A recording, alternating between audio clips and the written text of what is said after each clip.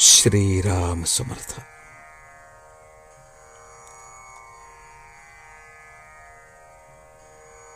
नाम हेच परमेश्वराची भेट करून देईल.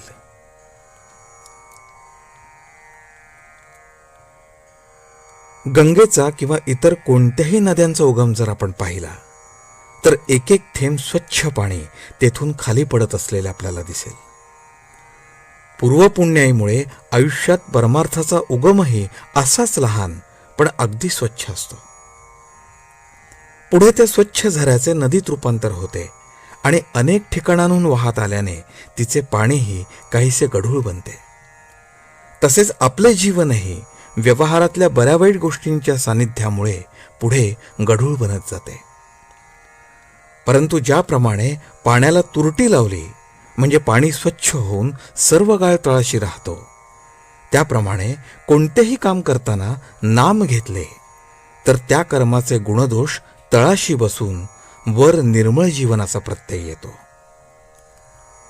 कोणीही दाढीवाला साधू येऊन सांगू लागला की परमार्थ असा आहे तसा आहे, तर तुम्ही खुशाल छातीवर हात ठेवून सांगा की नामाशिवाय परमार्थच नाही.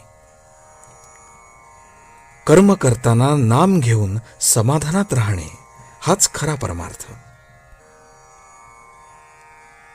भगवंताचे प्रेम यायला, त्याच्याबद्दल आपलेपणा वाटायला नामासारखे साधन नाही. आपलेपणाचे प्रेम किती असते पहा. एक मुलगा आईजवळ राहत होता. पुढे त्याचे लग्न झाले. त्याने बायको आपली मानली. तिच्याबद्दल त्याला प्रेम उत्पन्न झाले. पुढे ती जरा कृश झाली. त्याला वाटले ही शहाणी आहे, बोलत नाही, परंतु हिला आपल्या आईचा जाच असला पाहिजे, म्हणून तो वेगळा निघाला. आपले म्हटल्याने केवढे प्रेम उत्पन्न होते पहा. तेव्हा परमेश्वर आपलासा होण्यासाठी नामाच्या योगाने त्याच्यापाशी आपलेपणा निर्माण केला पाहिजे. रामाचे प्रेम हे त्याच्या नामाच्या संगतीनेच येऊ शकेल.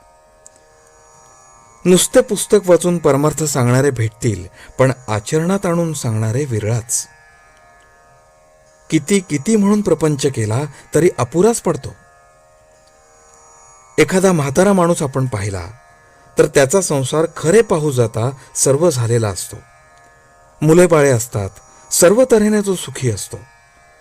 परंतु मरण समयी म्हणतो, नातवाची मुंज पाहिली असती तर बरे झाले असते. माणूस वासनेत कसा गुंतलेला असतो हे यावरून कळेल. संसार कितीही केला तरी तो पुरा होऊ शकत नाही, तो अपूर्णच राहतो. मनुष्याच्या जीवनाची तळमळ परमेश्वर प्राप्तीशिवाय शमूच शकत नाही. त्याच्या जीवाला समाधान एका परमेश्वर भेटीतच मिळू शकते आणि याकरता आयुष्याच्या सुरुवातीपासूनच नामाची कास धरा. हेच नाम मृत्यूसमयी तुम्हाला परमेश्वराची भेट करून देईल याची पूर्ण खात्री बाळगा. अत्यंत गुह्यातले गुह्य जे आहे ते मी तुम्हाला सांगतो. नामाचे प्रेम हेच ते गुह्य होय. आजचे बोधवचन. आपण मागितलेले भगवंत पुरवू लागला तर त्याला आपल्यासाठी 24 तास राबावे लागेल आणि इतके करून आपले अपुरेच राहील. जानकी जीवन स्मरण. जय जय राम.